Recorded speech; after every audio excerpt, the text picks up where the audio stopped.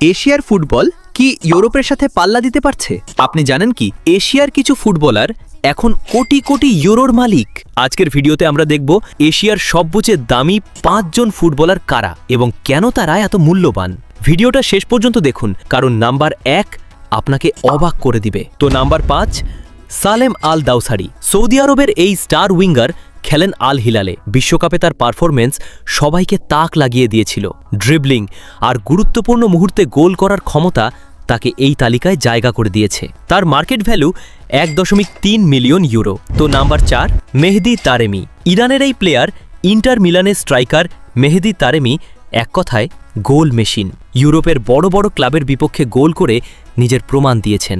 তার ফিনিশিং আর পজিশনিং তাকে অনেক মূল্যবান করে তুলেছে। তার মার্কেট ভ্যালু 2.5 মিলিয়ন ইউরো। তো নাম্বার 3, তাকেফুসা কুবো। জাপানের তরুণ সুপারস্টার কুবো খেলেন রিয়াল সোসিয়েদাদে। তার অসাধারণ স্কিল, পাসিং এবং ক্রিয়েটিভিটি তাকে আলাদা করে তোলে। অনেকে তাকে জাপানের মেসি বলেও ডাকে। তার মার্কেট ভ্যালু প্রায় 30 মিলিয়ন ইউরো। তো নাম্বার 2, কিম মিনজে। দক্ষিণ কোরিয়ার এই প্লেয়ার বায়ার্ন মিউনিখের এই ডিফেন্ডারকে বলা হয় মনস্টার। ডিফেন্সে তার শক্তি, ট্যাকল আর লিডারশিপ তাকে বিশ্বের সেরাদের কাতারে নিয়ে গেছে। তার মার্কেট ভ্যালু প্রায় 25 মিলিয়ন থেকে 35 মিলিয়ন ইউরো। তো ফাইনালি নাম্বার 1, কাওরু মিতোমা।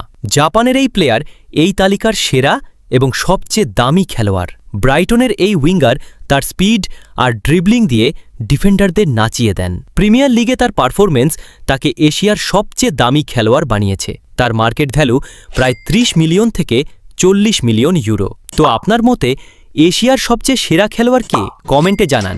ভিডিওটি ভালো লাগলে লাইক দিন আর সাবস্ক্রাইব করতে ভুলবেন না। এমন আরও ফুটবল ভিডিও পেতে আমাদের সাথেই থাকুন।